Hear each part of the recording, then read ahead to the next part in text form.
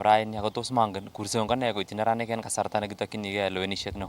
Ng'olyon neo non kabisa ako ng'olyon nebo maana amun chechang en lagochu ko chemengech ako jobless ako bonondos ko bichun ko kwertogei kongen kole tun kakipchi rabinik amun bonondos ko ngial koyoe korot agetugul nekayai ako ingen ile ya bananda ko somenyun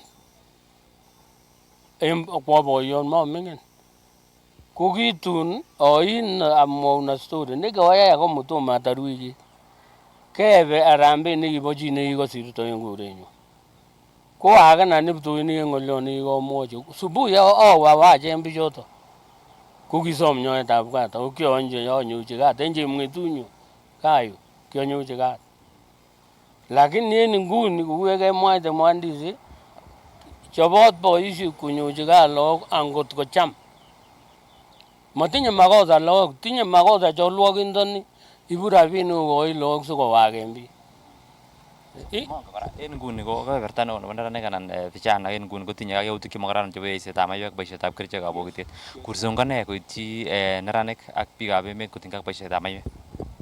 En ng'alekab maiywek ko en korenyun ko koapongezan kirwokindenyun momi maiywek kosinye korenyun ngot komi ko chon chorote biik lakini ko nganda yach cheikab maiywek okot serikali akine kotinye makosa ibu maiywekab ne kobwa resop olin ikobokokyi biikab town ngeit kele mi maiywek chebo ne ko kanetin ng'alekab lagok ko yowe kabiang'ai en kemoi yeiset neeshe lagokab university kobo ngubu ako mokere amune amun kiwendi chito kosoman kimokwendi kobokit ko ahimisoni lagokyok chemengech ale ometen maiywek ometen molei wui kanisa meten inye maiywek ko nimach kanisa koyatat mulango so ko nikomwoun ale bunikab lagochu ko bichu chok kikilewen MPs amun ikoi rabinik kole isibechutyi let ako iyoni ni amun mabat kiy ya bananda wei arap Shele so ko nguni en ane akoini warning chito nekiptengekiot ko nikokoito rabinik koyai lagok makosa motinye makosa lagok bunyot ko kong'etindet angot komakokikochi lagochu chok rabinik komotwoe chi ako miach lagokyok kabisa. Mongen kora taban nebo eisetab maiywek anan kobur vijana konyor atebet nekararan ko i agenge en kandoik anan opinion leaders en county nebo Kericho ak Boyon. Ne tuguk chemakat koyai neranik asikoistoengei yautik chebo eisetab maiywek? Well, keteb komie kaamwaun en tai alein kiisto mashinisiek en yu kobendi chong'indo kobute chaik koyoe kasit. Yon koik biik jobless ko ot ndane yon motinye kit noyoe abokiti sikoredusenok kabwotutik kobwa ng'wony ak aru ambuya metit so ko aleindi sigik che echen chitugul netinye lagok chemengech kole yai maiywek ak kosom pastaek kosa kokutung'yo kosochi lagok asitun kebir kura nemie ak kebe komie ak kekosyine momoe 2007 kiaker ine kiborwon kemoi kilipit nekiboru boriet lakini uon kikemoche kisto ko asome boisiekyok chemi koboto netinye makaikai komwochi biik lagok kotechi kile boisiek kitechi mokonjoi ngandan mokose tabu koboto biik che echen kamatik ak lagok kimwoin chito ot alen ot korenyun momi maiywek ako kimwoini ale betos maiywek ko mi kirwokindet agenge nekokisir oin nekorom nea ko chikitat tugul ko kimwoe en kapkirwok en matangaisiek anan ko harambee whatever kole betos maiywek ale betoito ano akimi koi kirwokindet kole amobetyo lakini nguni aleini iwe chito nemi pongezi kabisa kimoe kirwokik kabilanana ani emet kobonondos akichek kirwokik moe rabinikab maiywechu amun chang ak bankichu kemwoe kimokomi kipsigis banki ot ane maee wei ako meoe kora okot maiywek kiomete kianamen kinaee chupoit agenge en kenyini mpaka kenyini okot nguni moe ko somenyu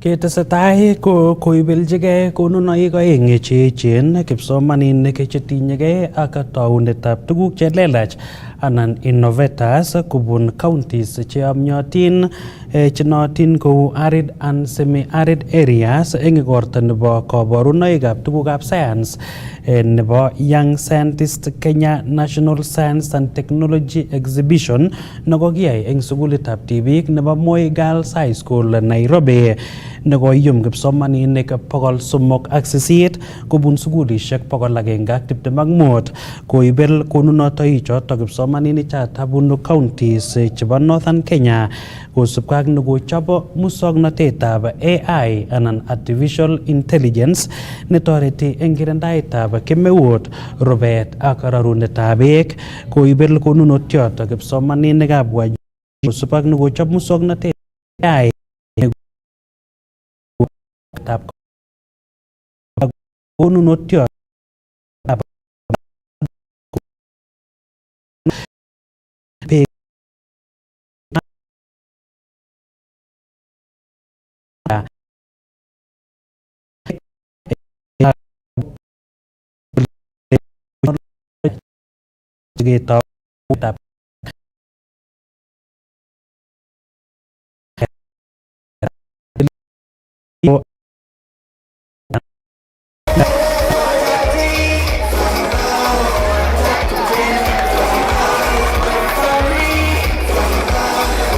Our project, as we all know, drought is one of the biggest challenges facing agriculture today in many communities, which affects food shortage, reduced crop yields, waste resources, and also affects livelihood of many families.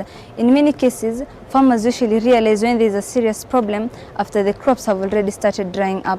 So to address this challenge, we developed an AI-based environmental monitoring and drought risk prediction system that continuously monitors environmental condition and uses artificial intelligence to predict drought early before it becomes severe. An artificial intelligence model analyzes the data that was collected from soil moisture sensor, temperature and humidity sensor, soil moisture temperature and rainfall sensor. So all this data is analyzed. After analyzing the data, there will be a drought score. So this drought score, it will give us the percentage probability of drought. So after that, our AI is going to give us a percentage, like the percentage confidence for the drought to occur, and it will also give us the how many days remains for drought to occur. We made the EcoGuard. An EcoGuard is a smart structure that irrigates plants automatically. It's more of a greenhouse and environmental protection built into one structure. So we wanted to solve the problem of, in Marsabit, we have arid climate. So it causes food scarcity in our county. The EcoGuard is built in with a relay motor which is connected to the soil sensor and pump. So when the soil detects the dryness of the soil, it sends a message to the relay motor to activate the pump. When the wetness reaches a specific percentage, which the plant makes enough produce with it, it will stop pumping automatically. And for addition, we made an automated roof which opens by itself when the heat inside the garden increases to a specific degrees. This year, for the first time, we had over 20 students from refugee camps supported by UNICEF. And of those students who attended, many of them ended up winning in various categories, and they were very competitive, showing that it is not a lack of resources that hampers innovation, but rather it is a lack of opportunity. In addition, this year we had a lot of winners from the girl child. We had a sharp increase in the numbers of female students who submitted to the project, and we also had an increase in the number of female student winners, both in female student teams and mixed teams. So for us, success came out through the number of people, not just the number of people attending, not just the people winning, but the diversity we saw in the winners. Ireland has been a very long supporter of Young Scientists Kenya. We were one of the founding members back in 2017 and we're one of the long-standing partners. I'm very proud to be in that position. It really aligns neatly with our own strategy and our own ambitions around innovation, around science and around education. So a hugely important programme for us. It also builds on the successes of Young Scientist Technology Exhibition that's held in Ireland, that's been running since the 1960s. Again, a hugely successful exhibition that's really evolved the STEM kind of architecture in Ireland, that's helped us as an economy grow in so many ways. So I'm really excited around what Young Scientist is achieving and the future of Young Scientist Kenya. We're seeing more and more partners come on board and we're absolutely delighted with that. This year's theme, Shaping Kenya's AI Future Using STEM, could not be more timely. Around the world, artificial intelligence is reshaping economies, industries, and societies. It is changing how we learn, how we work, and how we solve increasingly complex challenges. Yet as we embrace this technological revolution, we must remember one simple truth. Kenya's AI future will not be built by algorithms alone. It will be built by people. It will be built by young people. I'm equally encouraged that girls make up the majority of the participants at this year's exhibition. This serves as the powerful reminder that Kenya's future in science, technology, and innovation will be stronger when every girl is empowered to learn, lead, and innovate.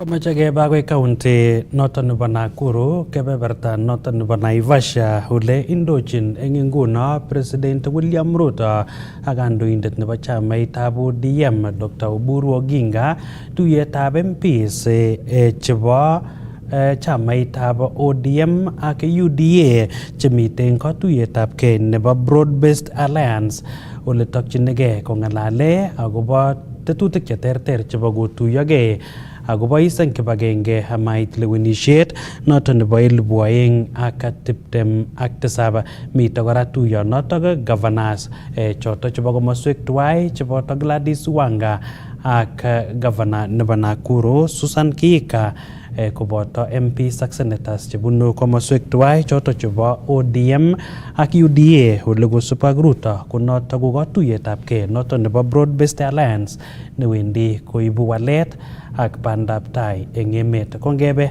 akoi kebeberata ba Naivasha ole neng'olole eng nguno ko majority leader eng Senate Aaron Cheruyot.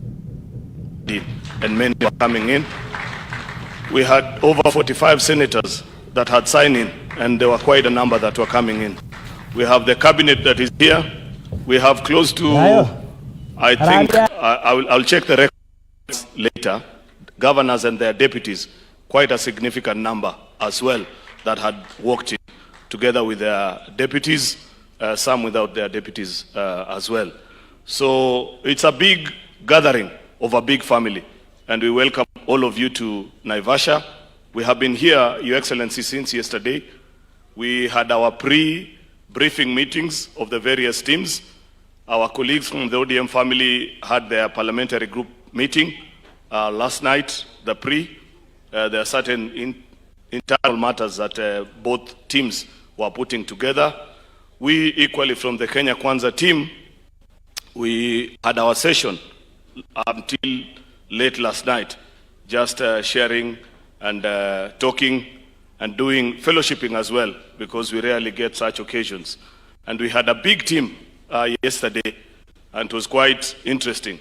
The only challenge which we, as we consulted with leadership, we noticed is that a lot of the younger members of parliament, those who are in my age bracket, they either arrived late or they came this morning. And there was a challenge when we inquired. We were told there's a challenge with visa processing to this Naivasha meeting. And the problem, Your Excellency, we have investigated. It began when one of your ministers, who used to be a leader with us in parliament, he wrote a book and said certain things about Naivasha. Since then, to get a visa to come here for younger leaders is not easy. So Some of them have arrived late, including the leader of Majority in the National Assembly. I think his visa was denied until this morning. So you will bear with us. Your Excellency and the leadership, we have a long program ahead of us. And we want to really take this time to talk as a family, share, give our rights and perspectives into so many other things. If you've looked through your program, we have sessions of opening remarks by our party leadership and the president, then a few presentations, and then eventually the members will have their chance to speak. Then we will move on with the day. So I don't want to be long because we have such a long program ahead of us.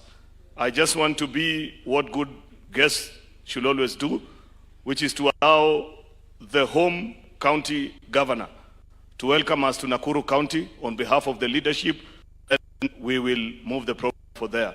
Ladies and gentlemen, a hand of applause to Governor Susan Kihika, the governor of Nakuru County.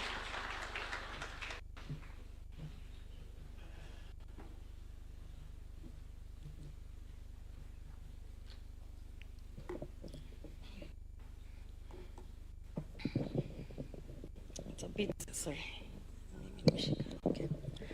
Oh, thank you very much. Your Excellency, Honorable Dr. William Samoei Ruto, the President of the Republic of Kenya and the Commander-in-Chief of the Defense Forces, Your Excellency, Honorable Professor Kithure Kindiki, the Deputy President of the Republic of Kenya, Honorable Dr. Oburu Oginga, the party leader of the ODM and the senator for Siaya Power, our Prime Cabinet Secretary, our Chair, Council of Governors, the leaders of majority in both the Senate and the National Assembly, the leaders of minority, all the leaders here present, colleague governors and deputy governors, members of Parliament and Senate, and all the distinguished leaders, ladies and gentlemen, it is my great honor and privilege, Your Excellency, on behalf of the leadership of Nakuru County and the people of Nakuru County, to warmly welcome you to this beautiful county, and in particular to the magnificent shores of Lake Naivasha. Your Excellency, allow me to say that we are very delighted to host this first retreat of the broad-based government, but I also want the members to know that whenever this happens in our county, it's a sign of success. I remember back in 2018, Your Excellency, in Nakuru at that time, we hosted the coming together of URP and TNA. And you know, after that, we got into government. In these last concluded elections, Your Excellency, our group, then called Tanga Tanga, we were always here in Naivasha trying to come together, bring our people together, and make sure that we formed the government. And alas, we did. Here we are now today. I believe it's the beginning of something great. It's the coming together of the broad-based coalition.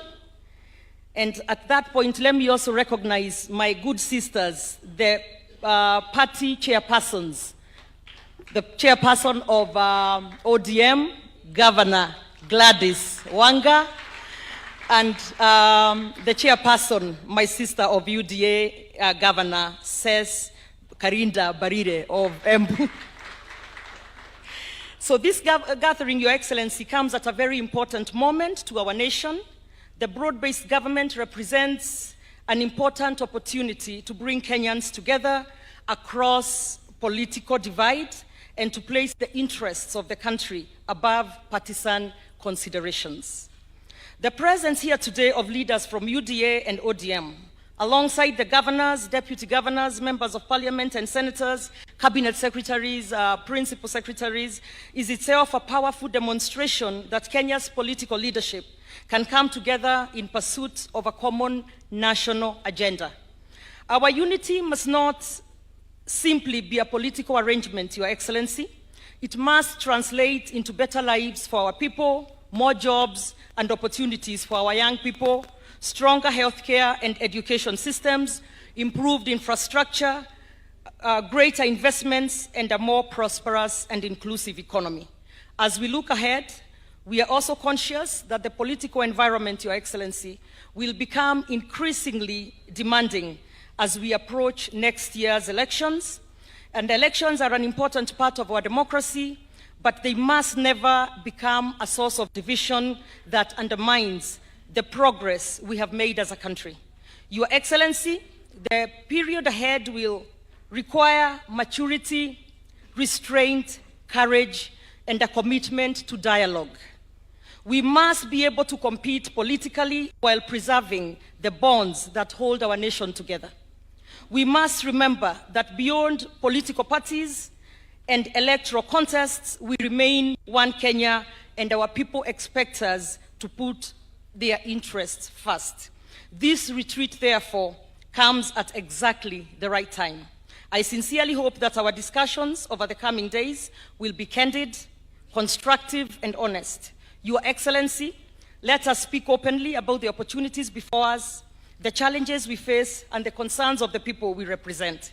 Let us listen to one another, challenge ideas, Your Excellency, respectfully, and most importantly, emerge with a clearer sense of purpose and a renewed commitment to serving Kenyans. Your Excellency, the President, distinguished leaders, Nakuru is honored to host you. We hope you will find this retreat both productive and memorable, and that the serenity of Lake Naivasha will provide the right environment for reflection, frank conversation, and consensus building. Once again, on behalf of the people of Nakuru and the Nakuru leadership, Karibuni Nakuru. Asante. Thank you, Governor Susan. I have now gotten the numbers for the governors. I'm told we have 20 governors that have signed in and 20 deputies, while others are on the way. Your Excellency, it's now my humble pleasure to invite a man that does not need a matchstick to light up the place. His Excellency, the Deputy President, Professor Abraham Kithure Kindiki, aka Fireman. Wapi makofi ya Professor?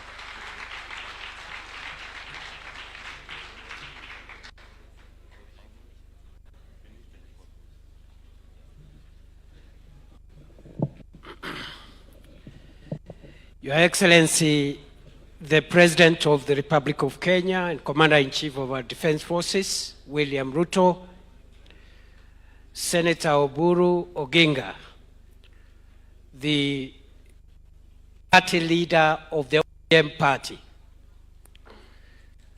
distinguished colleagues from the executive and the legislature, the broad-based administration, good morning. Your Excellency, my task is simple.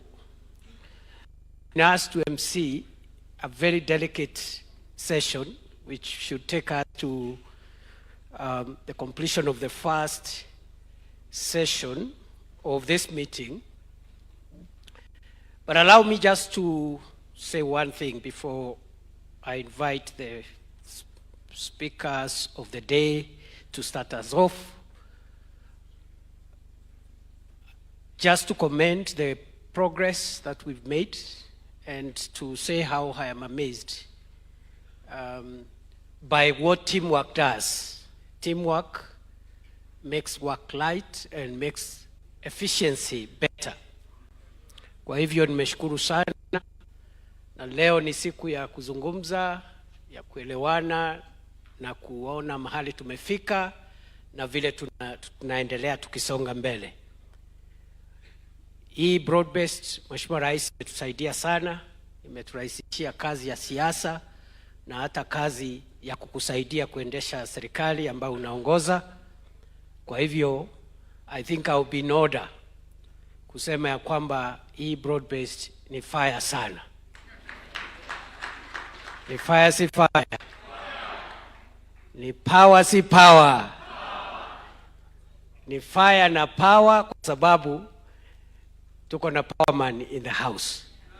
And Your Excellency, I've been asked just to call the two party leaders to address us, and then we proceed with the program. We have a very tight program, but we'll also achieve a lot because we have organized ourselves to make sure that we maximize on the presence of the so many leaders from our team who have managed to attend this event. Allow me, ladies and gentlemen, to invite now the one and only power man in the House, the party leader of the Orange Democratic Movement Party, Senator Oburu Oginga. Ni fire si fire, ni noma si noma, mzee ni power si power.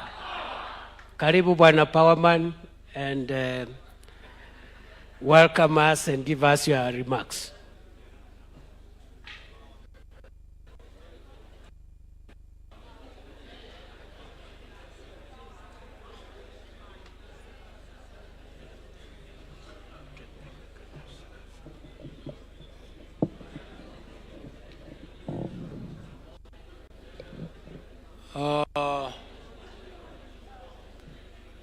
Hamjambo. ODM.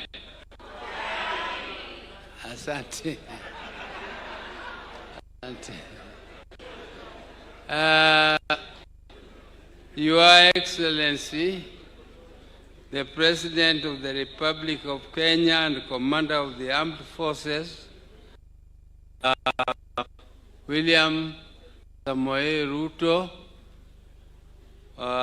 Your Excellency, the Deputy President of the Republic of Kenya, Honorable Kithure Kindiki, Your Excellency, the Chief Minister and Minister of Foreign Affairs, Musalia Mudavadi, and Your Excellencies, Your Excellency, the leadership of our great formation, distinguished governors and members of parliament, my fellow Kenyans, sons and daughters of this great nation of ours. 2 years ago, it would not have been possible to imagine this kind of a mixture in a hall anywhere in Kenya. Because just about 2-3 years ago, we were serious competitors in a democratic state of Kenya. We were competing, not competing to take power for ourselves, we were competing to take power to the people, to the help in the commitment to develop our nation further and push it forward and make it better than we found it. Your Excellency, I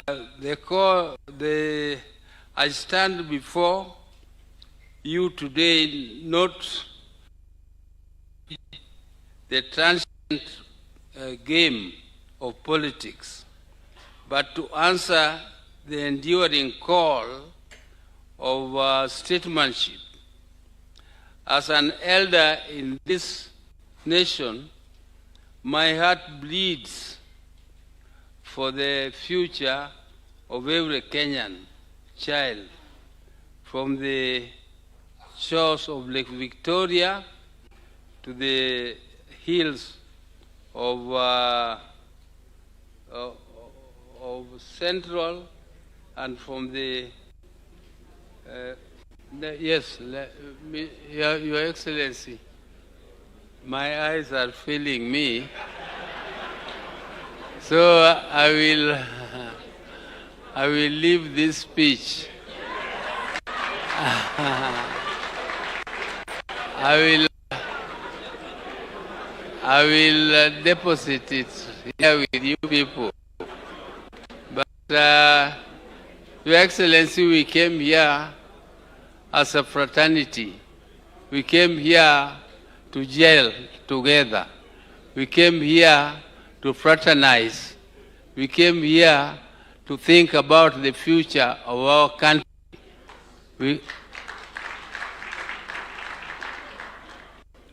And Your Excellency, in the next 2 days, we are going to look at issues which affect our country, the issues which we have achieved, and what we are planning to achieve. The issues which will catapult this great community of ours, of ODM and order to power next year in 2027. Your Excellency, those issues are serious issues. We have been in a struggle. First, the struggle was to get the independence of this country.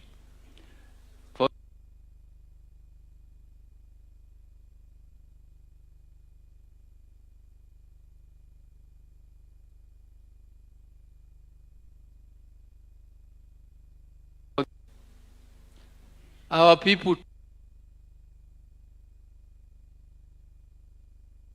the place of control of our own destiny. The country has gone through revolutions. The country has gone through many waves. The first wave was when multi-party was abandoned and our country became a one-party state. And our party struggled. Our people struggled because they saw that the whole world was not going single party. Because single party was leading to dictatorship. It was not allowing proper democracy to prevail in the country. So people fought and sacrificed. And there are Kenyans who lost their lives in the struggle to change this country and remove that oppressive law making Kenya a one-party state. Your Excellency, after the one-party state we became a multi-party democracy. Many parties were registered. Some of them are briefcase parties, which only appear during elections. They come and they are folded. And our party, ODM, has been in existence for the last 20 years. This is the longest serving party. This is, yes, we are, I think, and we are experienced. And we are organized up to grassroots, up to the polling station. We have our representatives up to the polling station. And Mr. Your Excellency, Mr. President, many people admire us. They want to copy what we are doing. But we deliberately and consciously decided that our country will not go to the dogs when some people went to the streets to try to change the government through the streets. We said government should not be changed through streets, through demonstrations. Government must be changed through the ballot. And we believed in the stability.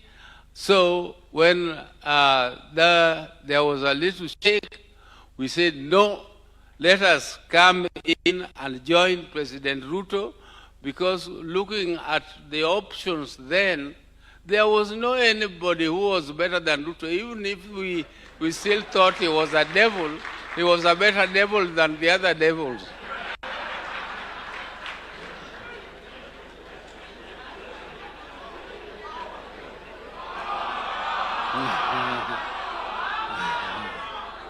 Yes, yeah. So Your Excellency, we moved on.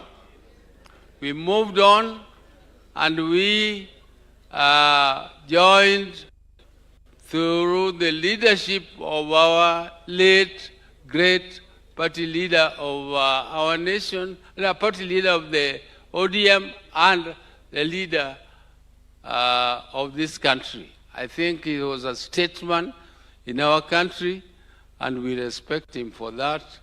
And we say, may God rest his soul in eternal peace. Yes. Now, Your Excellency, we moved on when we joined this broad-based government.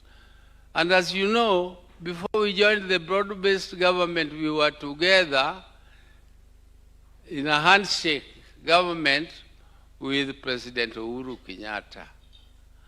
President Uhuru Kenyatta did not give ODM even a single minister, even a single permanent secretary. There was the only thing which President Uhuru Kenyatta gave us was a promise to give us the presidency.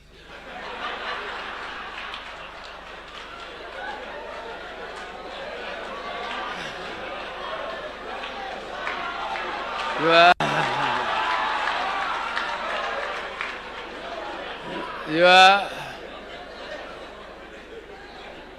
Excellency and honorable members of parliament and governors and all the leadership of our parties, both parties. I want to say that from that time we moved on and we said, okay, we missed the presidency, but life must continue. And we effectively joined the opposition. And we were genuinely fighting. I think President Ruto will tell you that he could feel our presence in the streets when we put on sufurias in our head. But as fate would have it, we are together. We are now tied together. We are with an umbilical cord, and this umbilical cord should be nursed, and we must urge that let us be straightforward. If you have any issue that you want to raise, please raise it honestly, but don't be a fence sitter. Because we say, in Kijaluo we say, if you face the lake, face it squarely. Because if you face it squarely, it is a blessing. And if you turn your back to it, it is a blessing. And if you are neither looking at it and neither turning your back to it, it is a curse. It is a curse. Don't sit in the fence. You must decide where you are. Because we want to know who is with us and who is not with us. If you are not with us, you are not with us. If you are with us, you are with us. And let's speak very, very frankly. And I hope that those who are the implementers, we also have our ministers. For the first time, now ODM has a very, very senior position in this government. We have the CS for finance, and that is where food is cooked. That is the center of the government.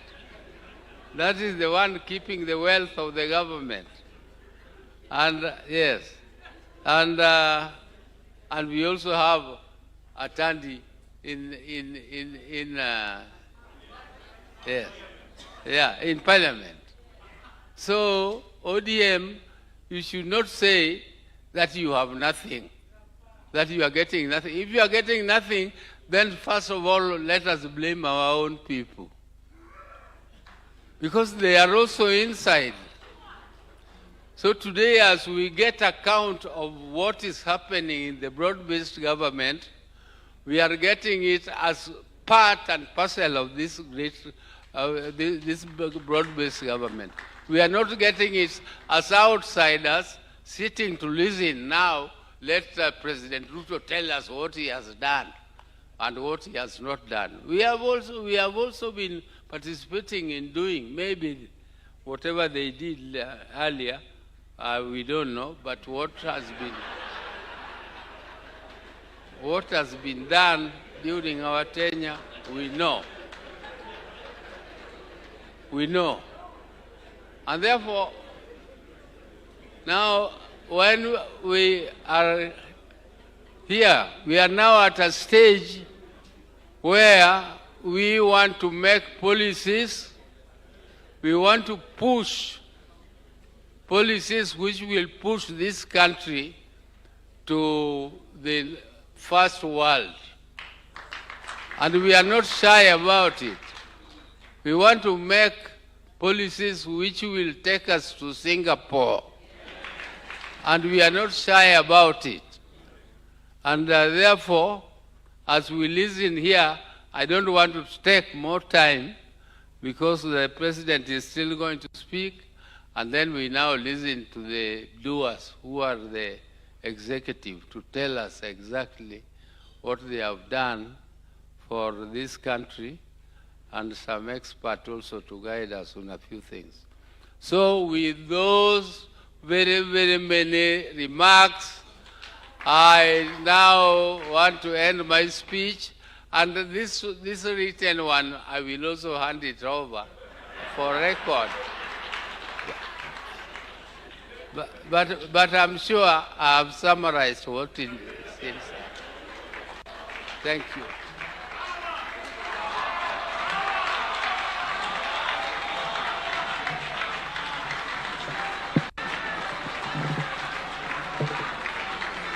Power, power, power, power, power, power, power, power. Thank you very much, mzee. Naomba tuketi.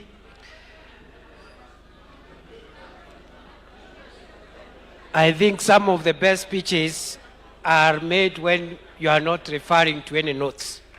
And you agree with me, Mzee has made a very, very good speech touching on why we are here, what we need to do, and the road ahead.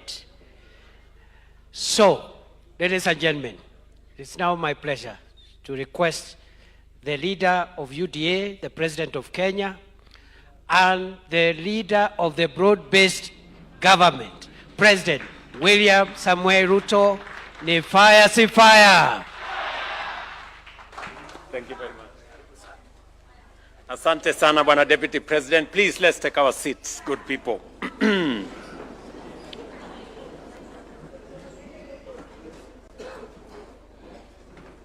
Kiongozi wetu wa chama cha ODM, Mheshimiwa Oburu Oginga. Fellow leaders, ladies and gentlemen, good morning. Hamjambo. Let me take this opportunity first to welcome all of you to this broad-based leaders meeting. This meeting is beyond a parliamentary group because in our midst we have governors, and we also have our CSS. And as we start this meeting, there is one person who is not here, a very significant, consequential statesman, without whom we would not be sitting in the formation that we are sitting today. And in his honor, and to appreciate and honor him for his contribution, not just to our nation, not even to our government,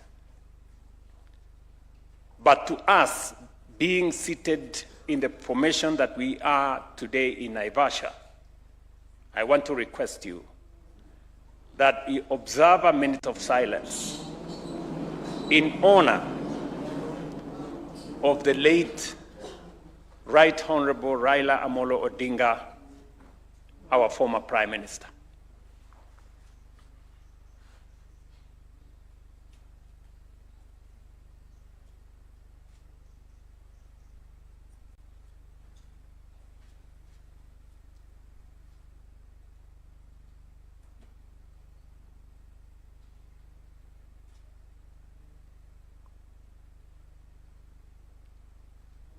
Thank you very much. Asanteni sana.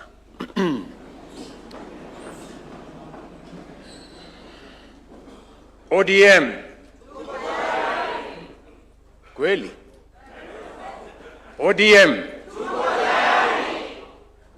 UDA.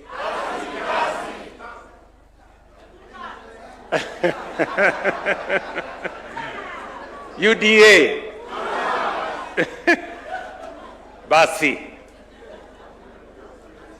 I want to take this opportunity in our meeting today. We have the broad-based family. And as you know, the Kenya Kwanza family includes Fort Kenya, Chap Chap, PA, UDM, and all the other parties, and our older party of ODM. And today, we are meeting here today as one broad-based family. As was said by the Honorable Oburu Oginga, 4 years ago, we were very serious competitors. And we went to the elections with different plans, but converging manifestos. After the election, when we were elected, we took over and began the journey to implement the plan upon which we were elected. And our friends and brothers in ODM, then in the opposition, took up the responsibility of making sure that we were held to account.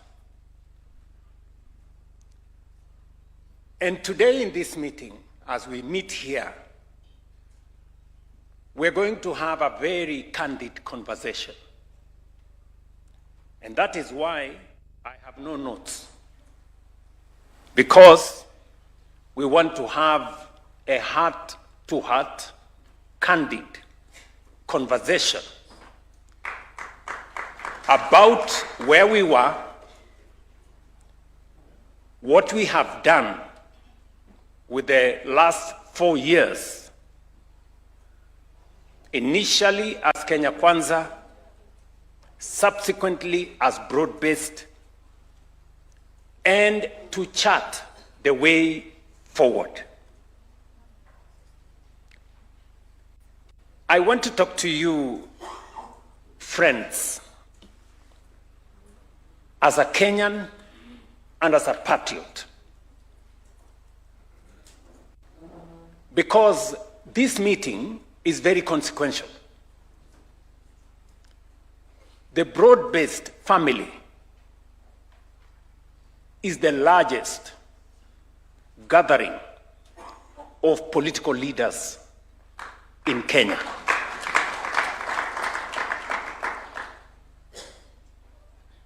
This broad-based family is only second to the grand coalition government.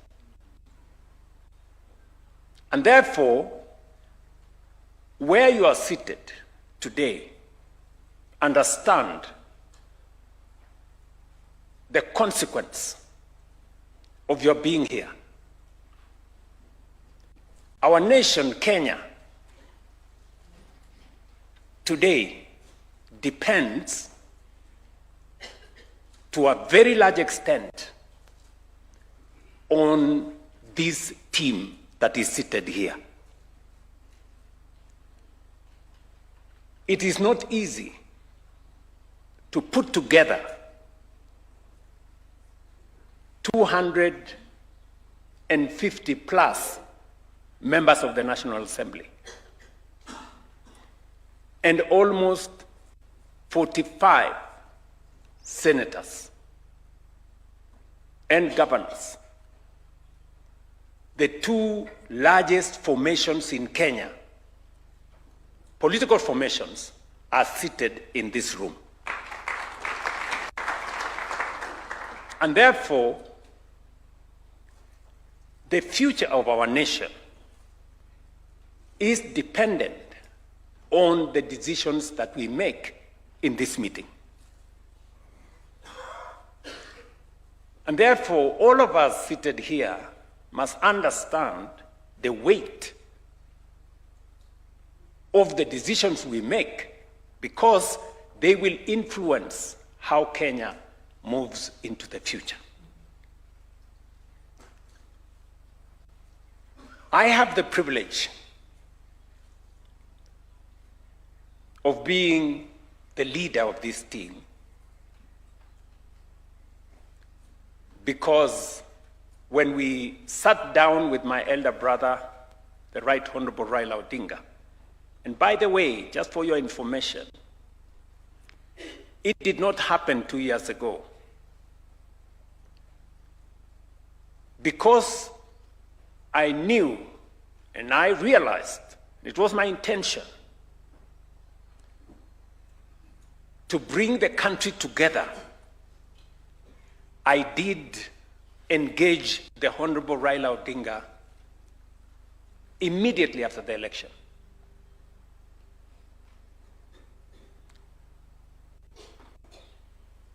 With a view of minimizing the differences, the rough edges, because ultimately we are citizens of one nation irrespective of our political persuasions. Yes, we must compete. Yes, we must have different points of view, but bottom line is that we belong to one nation. And if Kenya succeeds, we succeed irrespective of our political sides. If Kenya does not succeed, it doesn't succeed for all of us. And therefore, whatever it is, whatever different points of view that we have, ultimately, we must have it at the back of our minds that we have a nation to look after. And every leader, irrespective of the sides that you belong to, must understand that the well-being of the Kenyan people, the destiny of our nation, is dependent on us as leaders as we take the country forward. So, we went to compete. And if you look at our manifesto as Kenya Kwanza,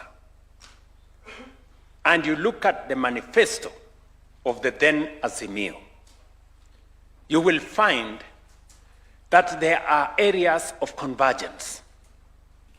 There are areas that for a very long time, all of us, as the people of Kenya, have always wanted to achieve, albeit using different means. And it is the reason why I did ask the Kenya Kwanza team, and I know they're sitting here and they remember. And I told them then, and I will tell this team today, that the challenge is not so much that we have won the elections. It is not even that we have a manifesto upon which we had discussed in many fora with the people of Kenya. The challenge is if we have the courage and the mettle to implement the manifesto and the commitment we made to the people of Kenya. And I want to stand here proudly to say to the Kenya Kwanza team, I am very, very proud of you. Very, very proud. Yes. I know I took many of you through very difficult decision-making journeys. Yes. You remember the difficult meetings we had on housing, the difficult meetings we had on implementing health, on making sure that we have a new formula to fund our education, and on all the other issues. And I remember telling you then that it is not necessary to be popular all the time. The Bible says there's a time for everything.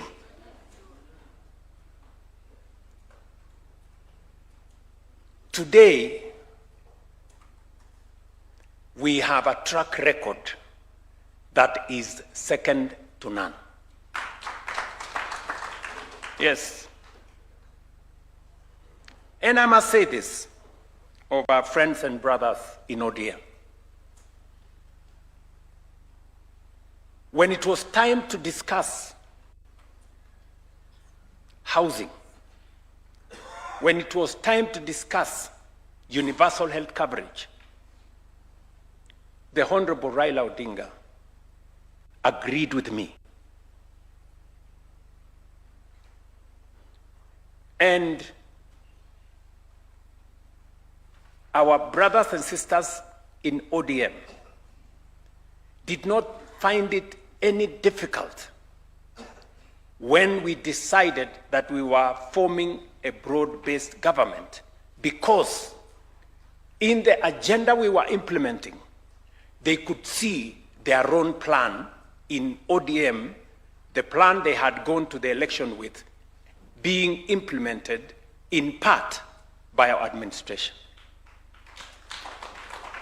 And I want to say to my friends, my brothers and sisters in ODM, thank you very much for putting the interests of the nation ahead of other interests. I stand here today to say I am very, very proud of my former party. Yes. And you,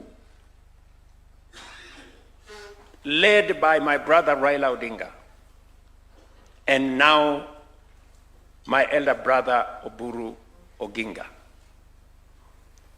will go down in history as a party that when the nation was at crossroads, you chose to point forward for the nation.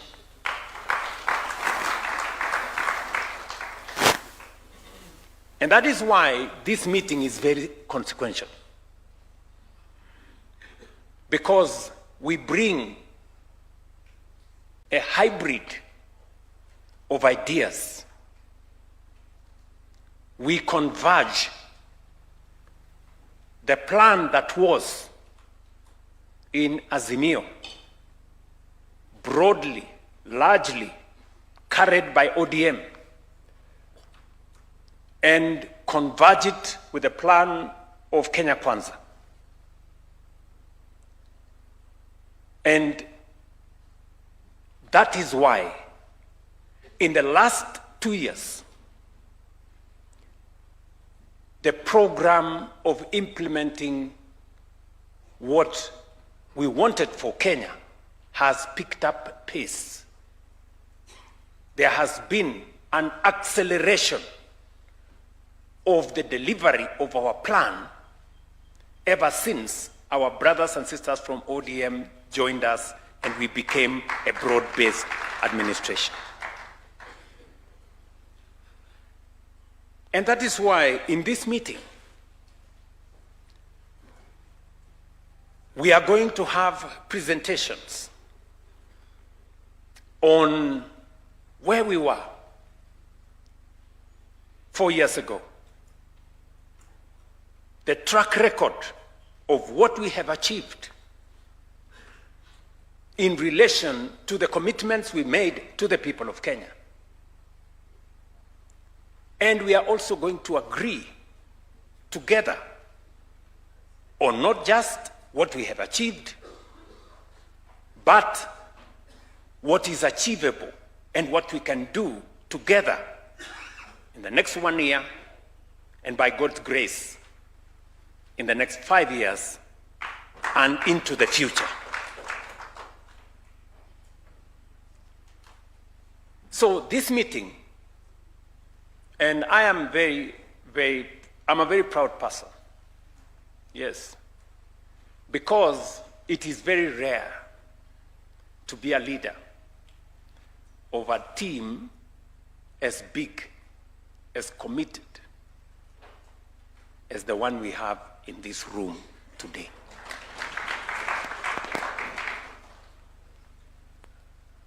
Listen, guys. The other side is in chaos. I don't have to say that. I don't have to explain.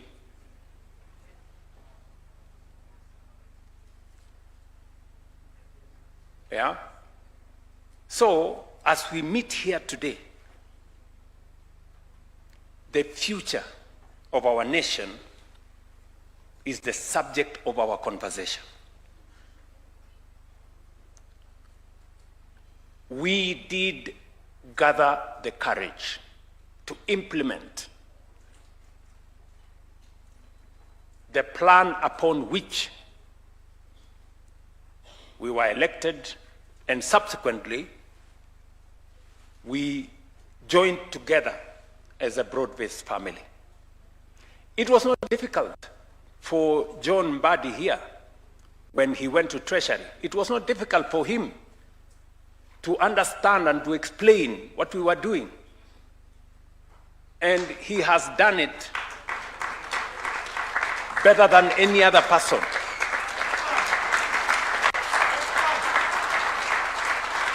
I mean, let us give credit where it's due. Honestly. You know, we have had 2 CSs in this administration at the National Treasury, right? You all agree, either by virtue of him being a former member of parliament, either because he understands the nuances of politics and public engagement. C.S. Mbadi has distinguished himself in a very significant way and explained to the people of Kenya what we are doing. And so has every CS. I must congratulate all of them. Under very difficult circumstances, you know, especially those of us who are not members of parliament, I know it may not be easy, who are not former members of parliament, to navigate the public space.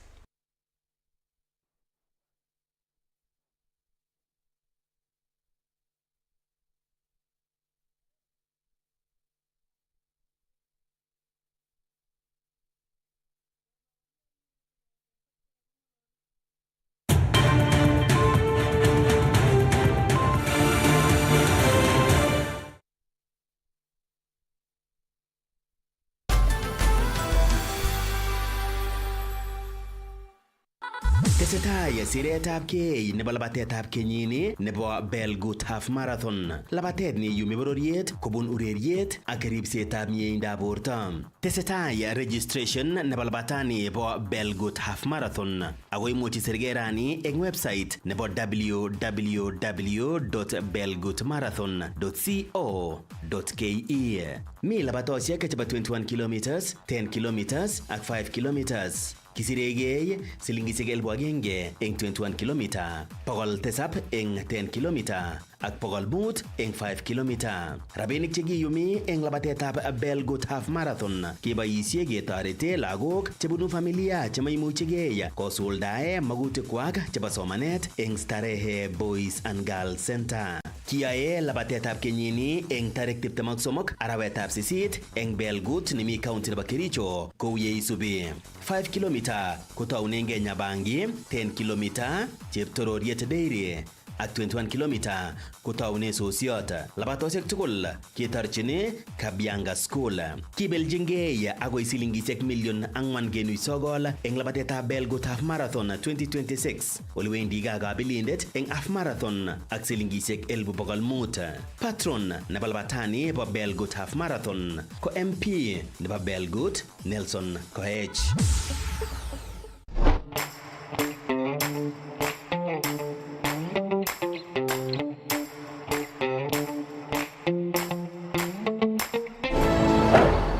Kenya, Twende Mbele, NCBA.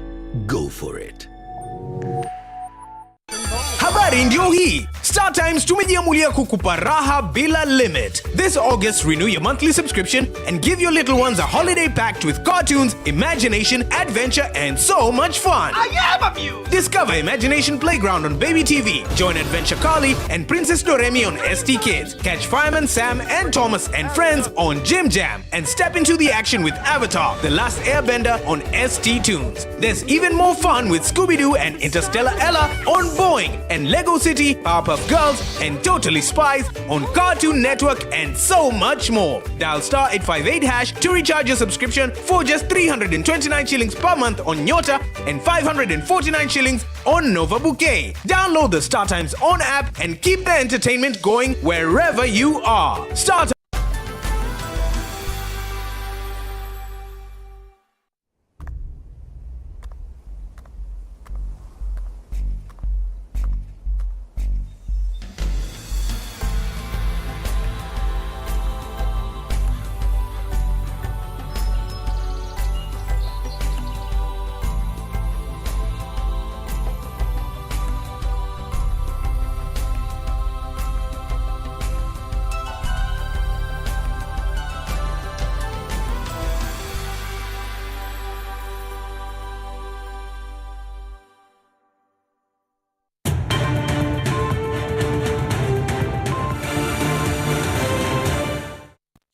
Ko atochin eng logoiwekab emet kong'ete Kass TV ne somanun kwane Bernard Tanoi kimit ak Naomi Cherotich eng kebeberta nebo kabarunoik.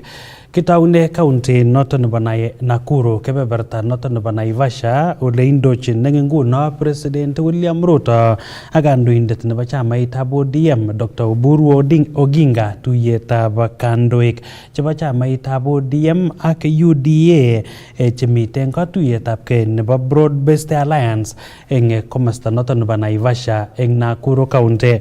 Tokchinigei tuyonotok echeng ortinwek chebo boisietab kibagenge eng kwenutab ODM ak UDA eng kasari kitokchingei lewenisiet neo nebo 2027. Tesetai tuyonotok eng kasarta netesetai kobitu ng'alalet neo kotinygei ak chito newendi koeku rubeiwot anan running mate nebo President William Ruto eng lewenisionotok bo 2027 ole moche komoswek tuwai chebo UDA ak ODM kikoch boroinotok. Kongebe akoi tuyonotok miten Naivasha ole neng'ololi nguno ko nebo ng'echeret eng Council of Governors ne ine ko governor nebo Wajir Ahmed Abdullahi. Actually, we're dealing with a positive challenge in our facilities, in that the facilities now have money. They think it's their personal money. Correct. the facility in charge at times will even tell the CEC, the Minister for Health, this is my money. And we have counties that have built entire wings of hospitals, such as Homa Bay, I know, out of FIF money. So this is a very good thing, because going forward, every facility in every corner of a county is assured of money, regardless of who the governor is. Your Excellency, they usually say the proof of the pudding is in the eating. All these interventions that have been made are for a purpose: to reduce infant mortality, maternal mortality, increase vaccination rates, increase skill delivery. So I'll just go into a few of those statistics. We have, with the national government, come up with what is called maternal and perinatal death surveillance and response program, MPDSR. This is to actively and consciously monitor which mother is dying in childbirth and which child is being lost in delivery.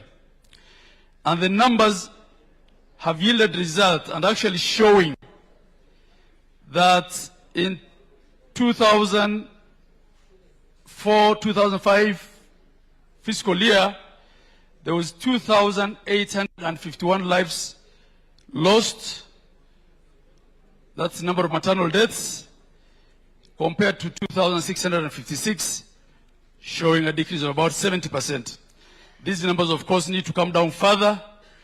One mother being lost, one child being lost is one too many. But you can see this trend of declining maternal deaths is as a result of the interventions being made in our healthcare systems, the reforms that we are collectively working together on. The number of licensed public facilities across the counties has also increased tremendously. And this data is available on the website, I guess, also of KPMDC. And this only speaks to public health, public facilities. From 4,500 under NHIF to a total of 6,740, an increase of 2,240 now registered under SHA. Tesetai ko kakesom kandoikab emoni koistoegei atebet nekiboisien neranik kong'em kalyet missing ko tuiyosiekab bolotet eng kasarek kakong'et kenyit agenge asikoit lewenisiet neo nebo 2027, kamwa Reverend Father Joseph Lule nebo kanisetab Mary Mother of God eng Chebole Parish kole mito alake eng neranik chekeboisien kong'em kalyet ako unoto konyolu eng kandoik koistoegei noto akoib boroindo netai eng amdaetab kalyet asimatestai kiplelutinik choto nootin kou goons kowech atebetab kalyet eng emetab Kenya, kou eng report nekinyoru kobun sirindenyo eng taonitab Bomet, Festus Rono.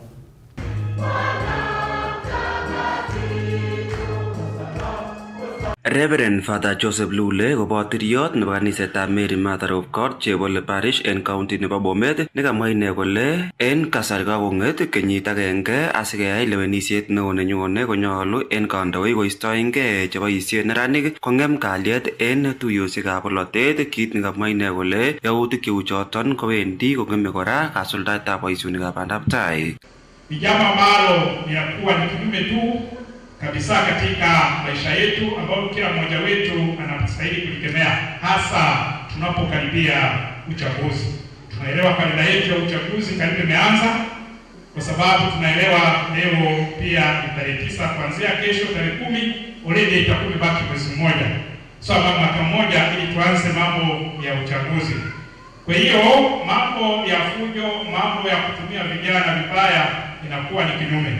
Neno hili pia linaonekana katika mashule, hasa katika muhula huu wa pili ambao tumefunga. Kumekuwa na kelele nyingi, fujo nyingi, kuchomwa kwa mashule, tumeona mitarati na kadhalika ambayo imeingia katika watoto wetu. Ni masuala ambayo pia tunayakemea na kuelezea kwamba Mungu hayuko katika hali ya fujo. Hata ingekuwa kuna neno ambalo hatukubalia nalo, tulitatue kwa njia ya utulivu na njia ya amani, si njia ya fujo, kwa sababu fujo inafanya hata watoto wengi wasiende na masomo, wengine wamebaki nyumbani. Tumeona shule nyingi zinachomwa na kuharibiwa, neno ambalo limeleta maafa mengi, limeleta hasara nyingi hasa kwa wazazi wetu.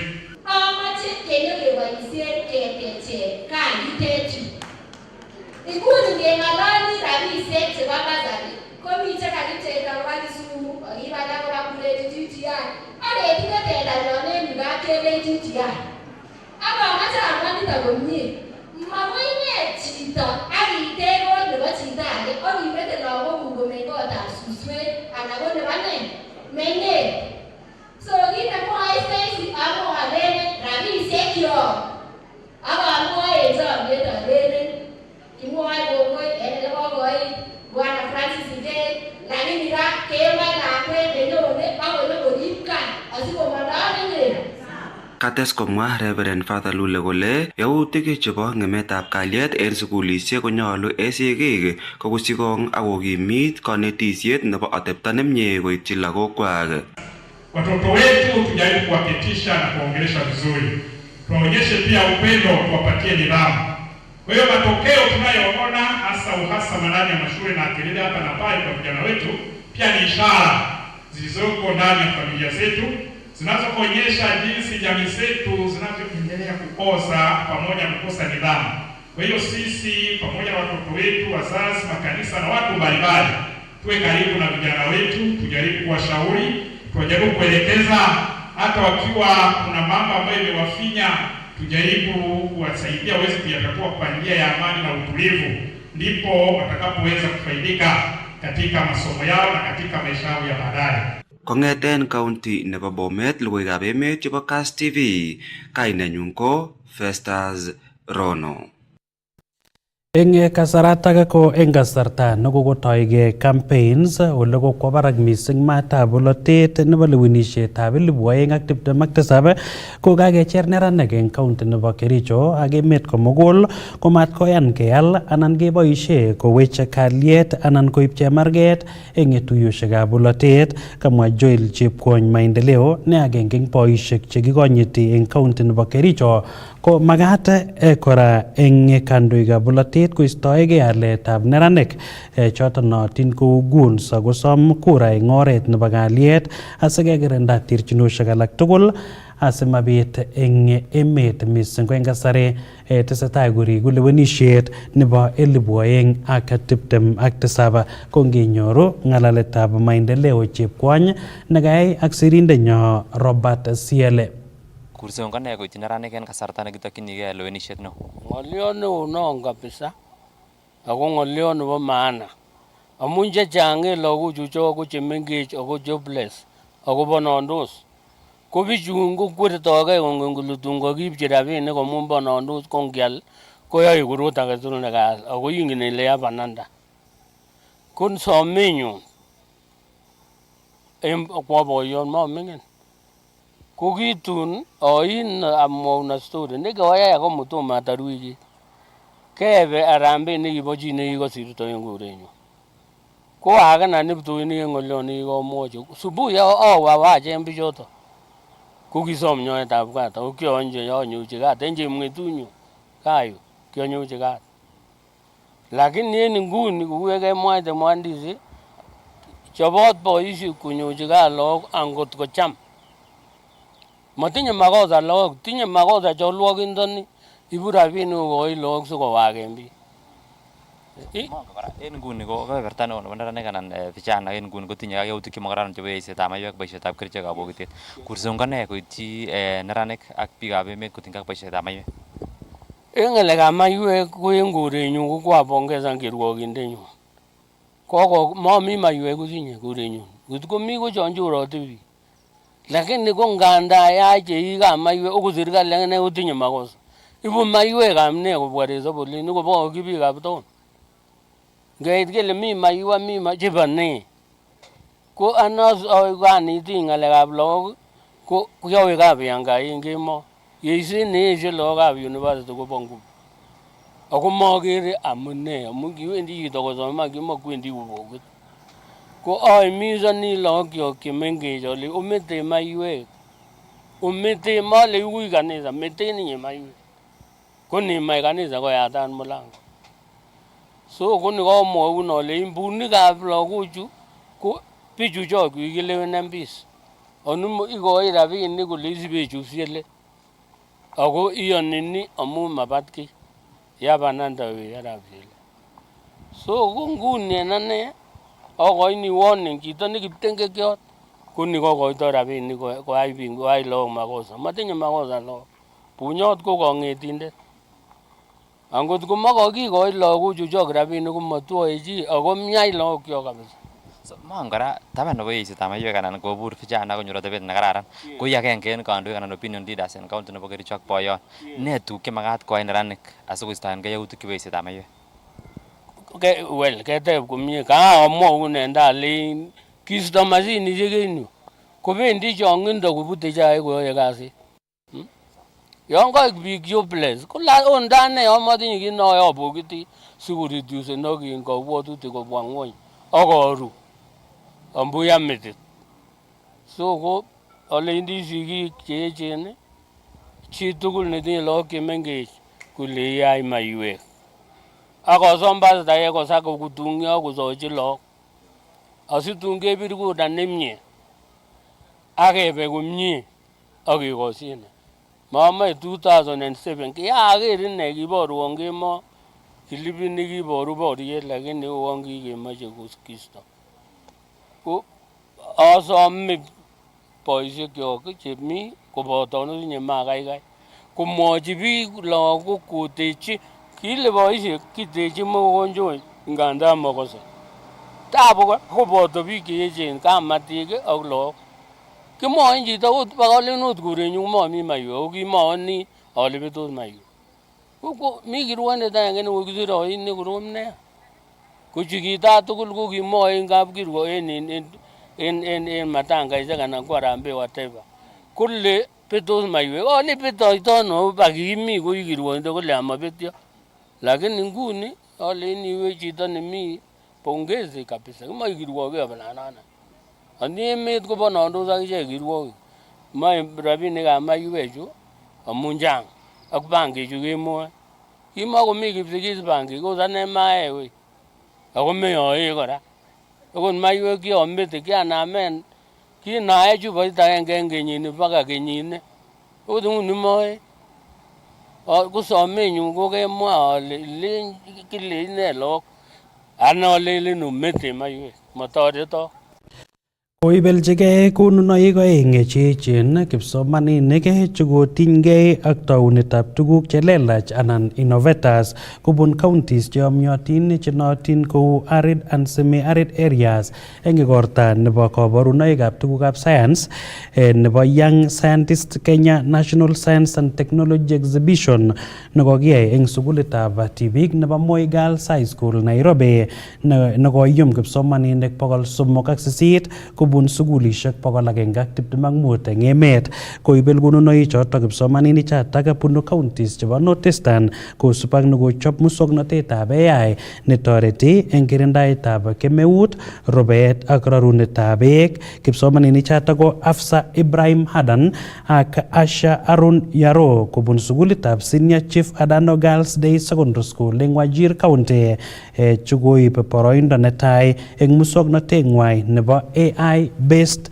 environmental monitoring and drought risk prediction system for climate vulnerable communities in northeastern Kenya akoib boroindo nebo oeng Alima Aila Muhammad, Sake Hussein Tadija ak Manal Muhammad kobun sukulitab Sad Muslim School eng Marsabit County eng muswoknoteng'wai nebo EcoGuard netoreti minutik koboisie beek tutugen.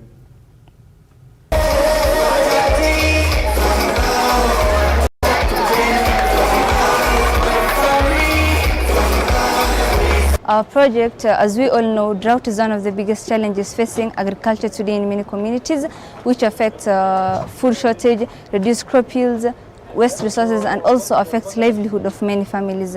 In many cases, farmers usually realize when there is a serious problem after the crops have already started drying up.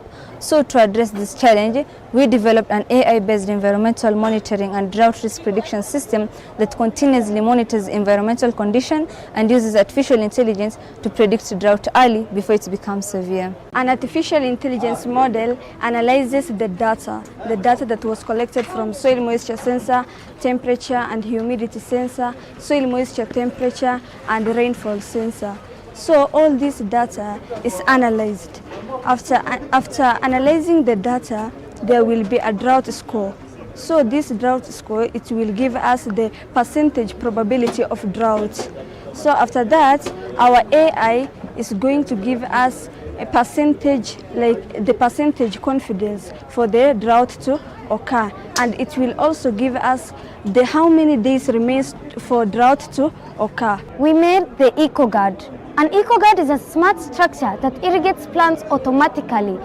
It's more of a greenhouse and environmental protection built into one structure. So we wanted to solve the problem of, in Marsabit, we have arid climate. So it causes food scarcity in our county. The EcoGuard is built in with a relay motor which is connected to the soil sensor and pump. So when the soil detects the dryness of the soil, it sends a message to the relay motor to activate the pump. When the wetness reaches a specific percentage, which the plant makes enough produce with it, it will stop pumping automatically. And for addition, we made an automated roof which opens by itself when the heat inside the garden increases to a specific degrees. This year, for the first time, we had over 20 students from refugee camps supported by UNICEF. And of those students who attended, many of them ended up winning in various categories, and they were very competitive, showing that it is not a lack of resources that hampers innovation, but rather it is a lack of opportunity. In addition, this year we had a lot of winners from the girl child. We had a sharp increase in the numbers of female students who submitted to the project, and we also had an increase in the number of female student winners, both in female student teams and mixed teams. So for us, success came out through the number of people, not just the number of people attending, not just the people winning, but the diversity we saw in the winners. Ireland has been a very long supporter of Young Scientists Kenya. We were one of the founding members back in 2017 and we're one of the long-standing partners. I'm very proud to be in that position. It really aligns neatly with our own strategy and our own ambitions around innovation, around science and around education. So a hugely important programme for us. It also builds on the successes of Young Scientists Technology Exhibition that's held in Ireland, that's been running since the 1960s. Again, a hugely successful exhibition that's really evolved the STEM kind of architecture in Ireland, that's helped us as an economy grow in so many ways. So I'm really excited around what Young Scientists is achieving and the future of Young Scientists Kenya. We're seeing more and more partners come on board and we're absolutely delighted with that. This year's theme, Shaping Kenya's AI Future Using STEM, could not be more timely. Around the world, artificial intelligence is reshaping economies, industries, and societies. It is changing how we learn, how we work, and how we solve increasingly complex challenges. Yet as we embrace this technological revolution, we must remember one simple truth. Kenya's AI future will not be built by algorithms alone. It will be built by people. It will be built by young people. I'm equally encouraged that girls make up the majority of the participants at this year's exhibition. This serves as the powerful reminder that Kenya's future in science, technology, and innovation will be stronger when every girl is empowered to learn, lead, and innovate.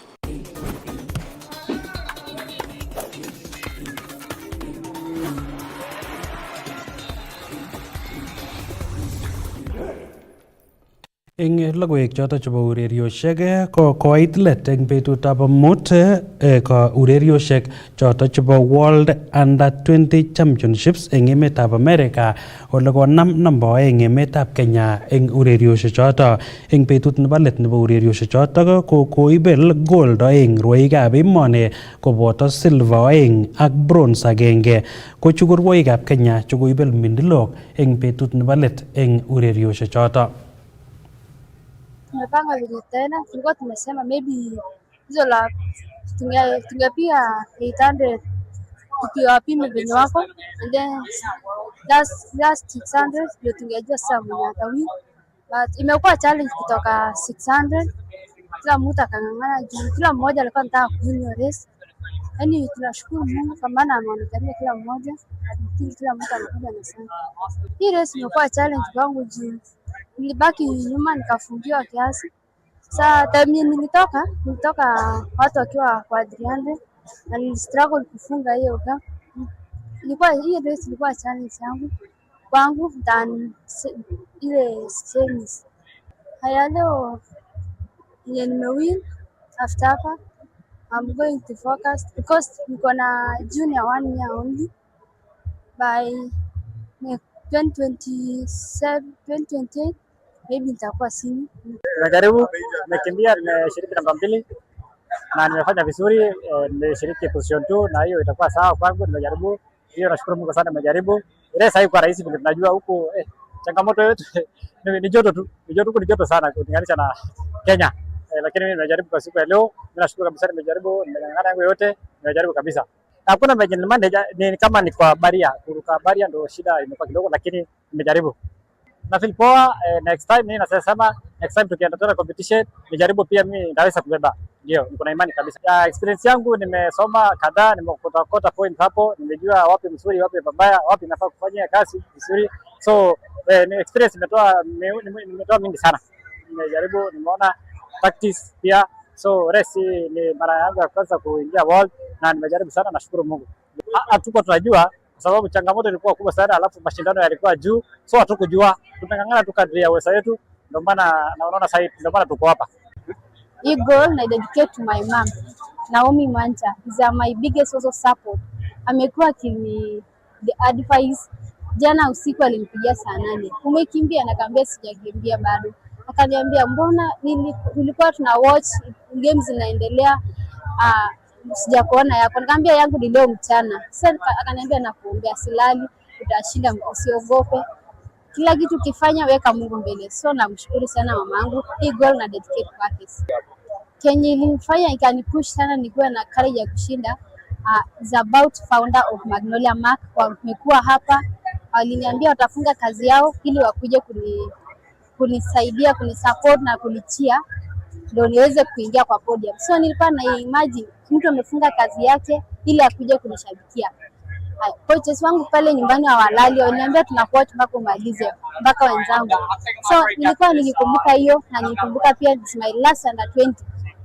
Na hiyo kitu inanipea courage ya kupush ili ning'ang'ane, nisifunjike moyo juu Kenya mimi na feel hata walikuwa na feel. Mimi sikutarajia, lakini nilifanya tu best. Game ilikuwa ngumu lakini niling'ang'ana.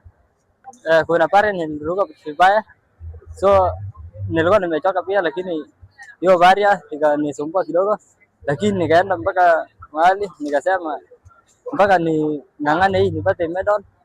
So nimepeleka medal West Pokot. Kwanza naenda kudu West kwa sababu hii medal ni ya kwanza na hii ni ya mwisho yangu under 20. So ndaenda kung'ang'ana kwa mazoezi. Kwanza watu wangu wa West Pokot wamefurahi sana. Kwanza watu wa Lumuge wamefurahi sana. Inategemea venye race iko. Na niko na ng'ang'ana, ndaenda kufanya mazoezi next year Olympic. Nilikuwa najua mbio itakuwa rahisi. Na ndio itakuwa rahisi. Hapo kwa competition tulikuwa na msongamano kidogo. Huyu anajaribu kupita, huyu anapita. Yeye inakuanga obvious kwa race. Lakini mimi nilikuwa nasema sitakufa moyo. Kitu cha pili, ningependa kuwashukuru wazazi nyumbani pastor wangu nyumbani. Nilimwambia jana, leo nilikata semi, leo nakuja kwa final. Waliniombea, wakaniweka maombi mpaka nikakuwa mshindi. Najiprepare next year 2028 ya Olympic. Najua tutang'ang'ana na tutakata, tutakuja. Nilikuwa najua nitaenda nayo juu training ile makojes hapo kambi Kasarani wametupigisha, imekuwa mzuri sana. Ak eng urerietab golf nebo PGK Equator Golf Tour kokoibelis Samuel Njoroge nebo timitab Safaricom eng leg nebo lo nebo ureriosiek choto bo golf nekokiyai eng weekend nekosirtoi eng county nebo Nakuru. Kounoto komito tai Njoroge eng tononetab kabelisiosiek choto bo golf eng ligit. Kongeker akobo ole kou urerionotok ak ng'alalet kubun kabelik.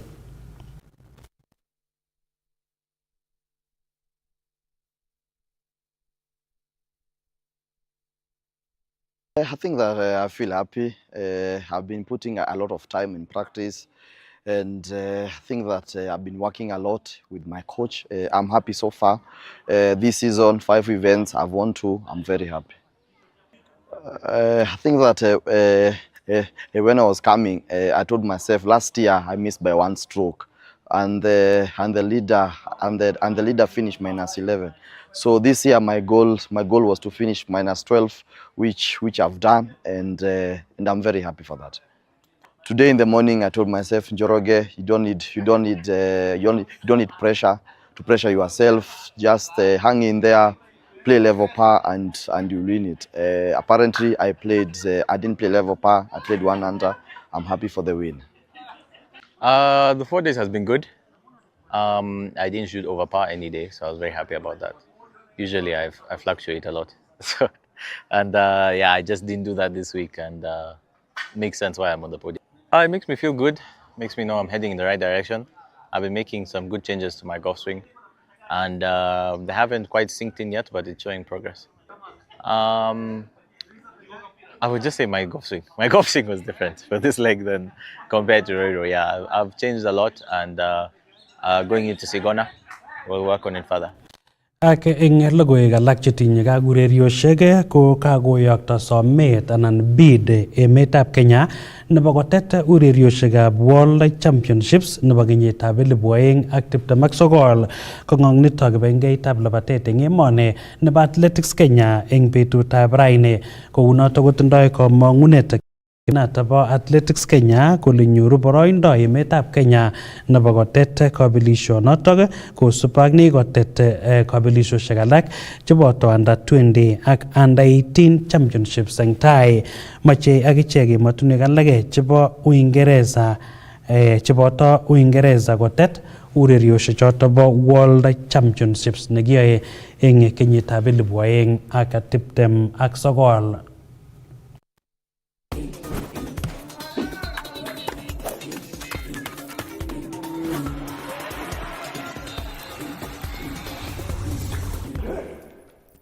Kokoyoto kokakeit let eng logoiwekab emet ak tetutiet nebo Kass Mashinani nebo betutab raini.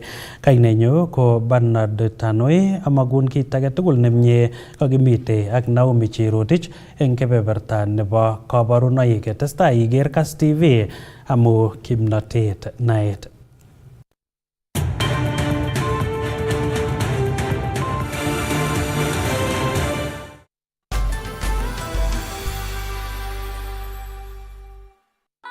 Tesetai siretab kei nebo labatetab kenyini nebo Belgut Half Marathon. Labatet ni yumi bororiet kobun ureriet ak ribsetab mieindoab borto. Tesetai registration nebo labatani bo Belgut Half Marathon ako imuchi sergerani eng website nebo www.belgutmarathon.co.ke. Mi labatosiek chebo 21 kilometers, 10 kilometers ak 5 kilometers. Kisiregei silingisiek 1,000 eng 21 kilomita, 700 eng 10 kilomita ak 500 eng 5 kilomita. Rabinik chekiyumi eng labatetab Belgut Half Marathon keboisie ketorete lagok chebunu familia chemaimuchigei kosuldae magutikwak chebo somanet eng Starehe Boys and Girls Center. Kiyae labatetab kenyini eng tarik 23 arawetab 8 eng Belgut nemi county nebo Kericho kou yeisubi.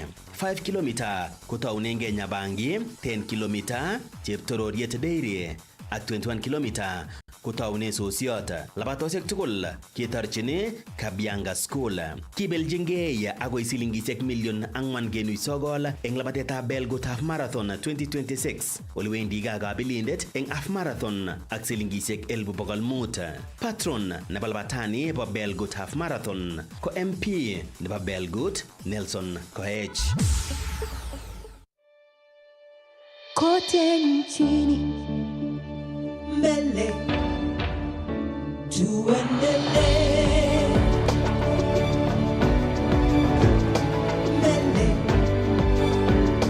Kenya twende mbele, Kenya twende mbele. NCBA, go for it. Habari ndio hii. Star Times tumejiamulia kukupa raha bila limit. This August, renew your monthly subscription and give your little ones a holiday packed with cartoons, imagination, adventure, and so much fun. I am amused. Discover Imagination Playground on Baby TV. Join Adventure Carly and Princess Doremi on ST Kids. Catch Fireman Sam and Thomas and friends on Jim Jam. And step into the action with Avatar, The Last Airbender on ST Tunes. There's even more fun with Scooby-Doo and Interstellar Ella on Boeing. And Lego City, Powerpuff Girls, and Totally Spies on Cartoon Network, and so much more. Dial star 858# to recharge your subscription for just 329 shillings per month on Nyota and 549 shillings on Nova Bouquet. Download the Star Times On app and keep the entertainment going wherever you are. Star Times. Enjoy digital life.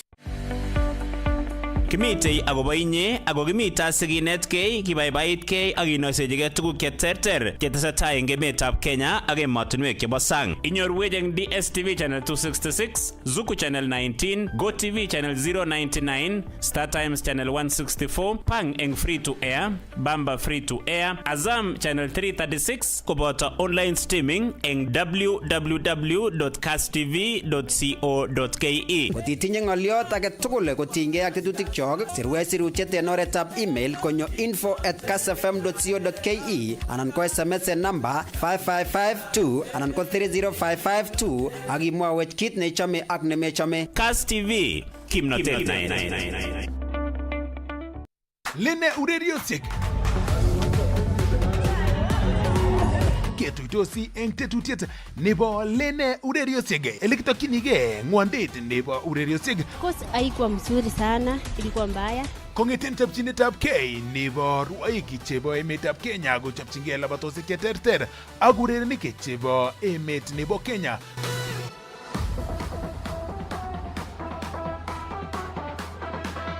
Koboto kora ng'alalutik chebo ng'amotik chebo ureriosiek eng emoni. So ameche alechi vijana tugul kaikai ongeboisie talenta chekikonech sikobit keboisie eng oret nekararan.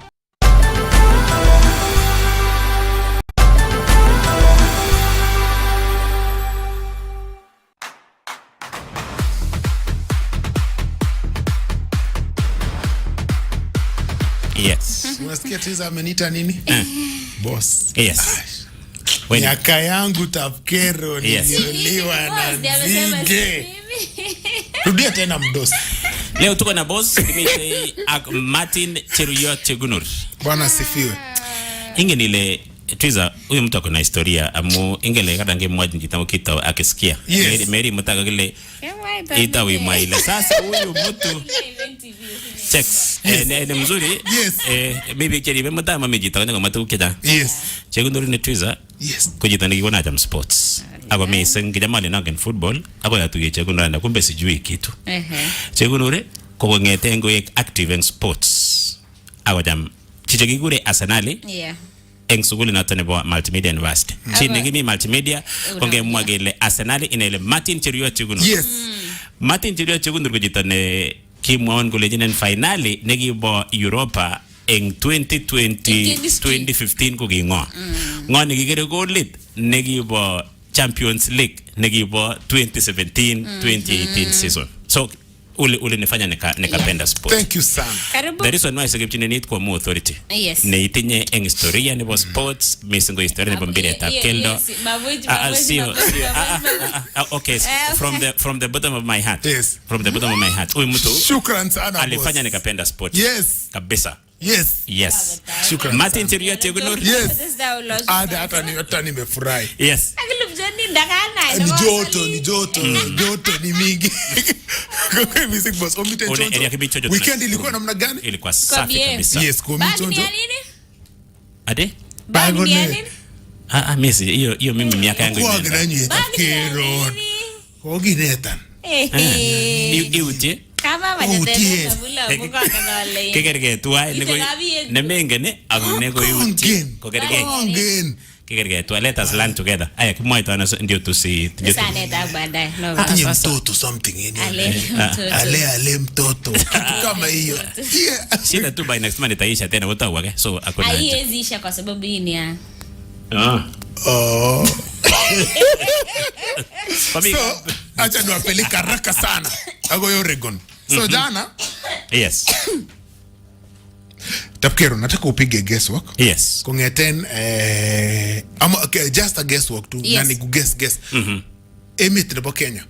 Kungeten ke ginam games choton jebo World Under 20 Championships. Okay. And ranking nebo medals in history. Tumefika wapi? Kotos tinye medals ata. Agmi namba ata. Guess tu. Magibwote guess. Agibwote guess. Mama jalo hii zaidi. Kutkuki ibwati kudani lo itu. Imut kogi number 3 wala number 5. Na medals ngapi? All about 9-10. 9-10 medals. Angecherero tunachezea namba ngapi? Tunachezea namba ngapi? No, anaanza kusema hatujafika ama tumefika. Na ni guess. Nataki kuguess. Guess. Anagoti gani mwawech? So far get the 3 gold. In history. Total kongetengi nam. Guess. Magelinga gali guess and gali Tapkero kitinye 901 na tuko number 5. Hiyo ni guesswork. Kabisa? Kitogo nginye. Guesswork. Ebu guess tu bas. 6.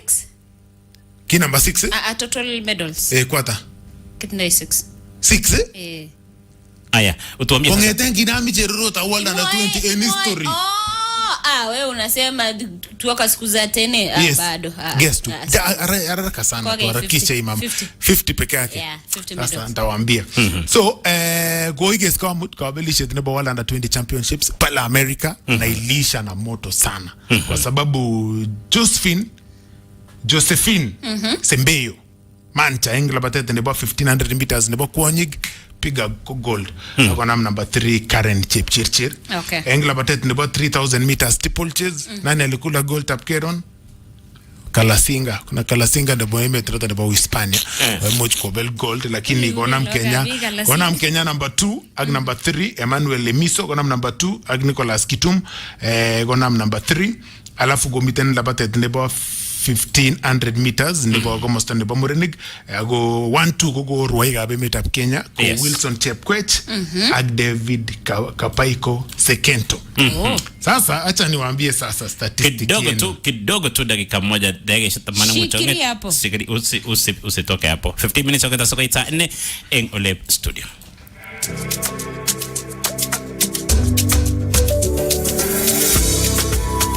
Nguno ko sait somok ak dakikaishek 45 nebo karon ak Stanbic Bank.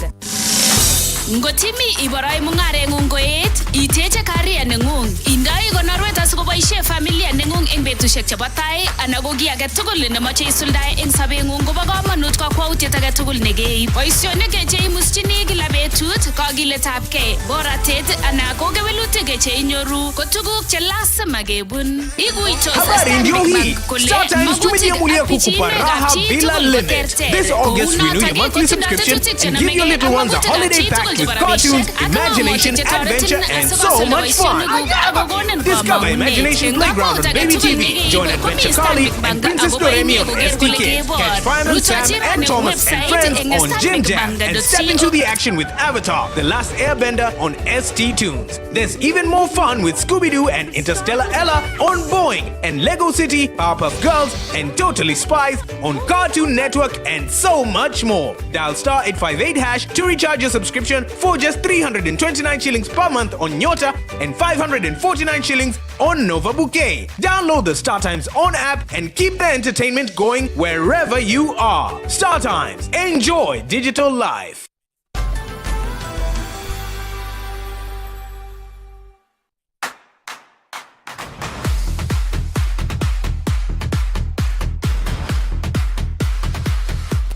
causes cheu chebo ngalekab first aid, ngalekab HIV testing services, mi ngalekab basic life support, mi ngalekab medical catering, tugul komiten sukul. Akot ngalekab orthopedic and trauma medicine kokoito kora eng sukul ne counseling psychology kotindo kora certified nursing assistant komiten tugul eng sukul ne birisi metran eng sukul ni noto nebo nakakemwa eng tugul kele oye tindo somanet ne kararan birisi meteng 0708-241-019 ine mes kotinga sukul ne kararan kabisa nyana kale yenyochige somanet intek kodesta enguni noto nebo Thika School of Medical and Health Science mwa kole nurturing professional excellence. Tupande ko taretin nguni inyochige keswek, inyochige mbolea tugul jot chimokinige en baranganole ongenole sige igel laga gaitarchi kabatisiet ko chang tugul sige mokinge agorane duka noto nebo Tupande utunye tugul jot tugul gemeche iben cash ana gemeche iben in deni no le credit ko moxerane download Tupande app eng simoingu wendi to Google Play Store agicheng Tupande anago Apple Store I download ninyo igeri le ne keldo ana ne mokinige I select le ne moje ndega putenyon bas agi iliban agi select le dugete no ne isoren rane download to Tupande eng simoingu atia endelea kushop pole pole geri le ne mitenorite ne mokinige ne togo logoyot ni weche Tupande. Yes matoke go Martin Chekunor kemi gono yes kago no history so unaweza guess itakuwa Jumeleo Kenya alikuwa anasema kile tukul kabisa ungete 10 Ginam World Under 20 Championships Kenya inaweza kuwa imeshinda medals ngapi? How many years kwanza? Kimi namba tumekuja miaka ngapi kwanza? Kiki na miaka miaka mingi sana. Under 20. So combine tukul kibune hii kibuna mei 1986 1986 yes kinyisa katacho almost 40 years yes no 50 years 86 ko 40 years 86 ko 40 ko 40 so 40 years again la master kata kero no ale so again so how many years every year every 2 years every 2 years so ibado gole 20 degiga 20 ngeje average nebo 5 karibu yes much kele la 90 yeah ana yes 90 na go 8 wala hata uko hapo yes sasa acha nikwapige surprise kwa underrated event Kenya ni atafikira serious so kogeten gutauge kwa belisho zikiba World Under 20 Championships Kenya kogigo win 96 gold medals oh gold again yes 96 silver